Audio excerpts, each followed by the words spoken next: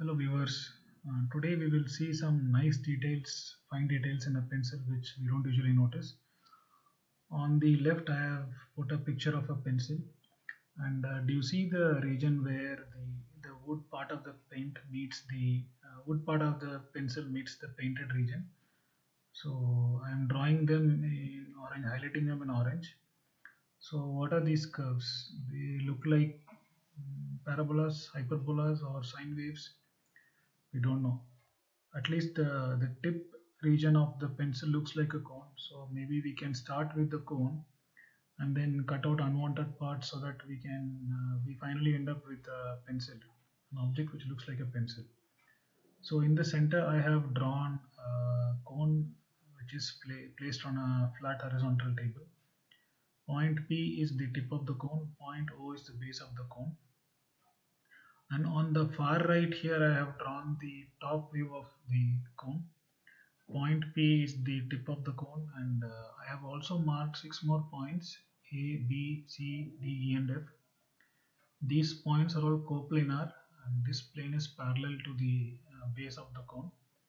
These 6 points are placed symmetrically around the axis of the cone, that is a line joining O and P, and these 6 points are all at the same distance from the point P. So I am going to make a cut through the cone with a vertical plane which is passing through the points A and B. So here is how I make a cut. The vertical plane passing through the points A and B, and I am going to discard the shaded region. I don't want this. And similarly I make another cut through the passing through the points B and C. Excuse me for the poor diagram. Again going to discard this region. So on so on. I'll cut through a plane passing through the points C and D, and another plane passing through E and D, passing through E and F, and the last cutting plane passing through the points A and F, and I am discarding this region.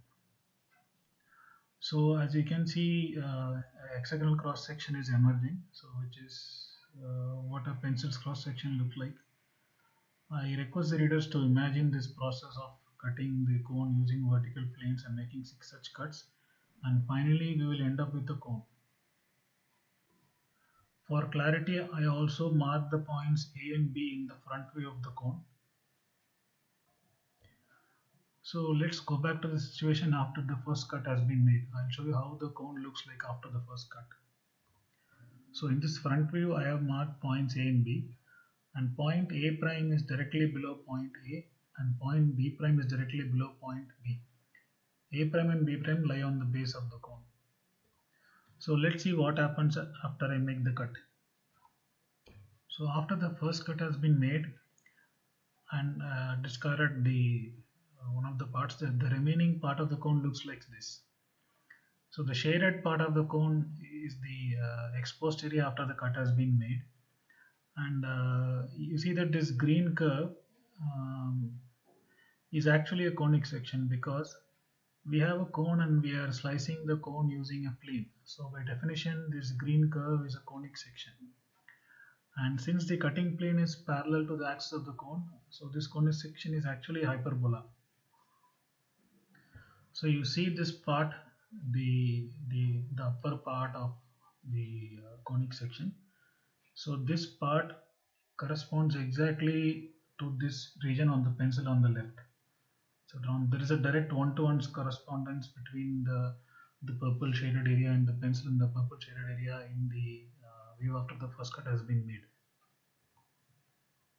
So the curves on which we see on the pencil are actually hyperbolas. So we have proved it using a formal argument. Pencil is a very common object that we see every day, and it has some nice geometrical properties to it. I hope you liked it. Thank you.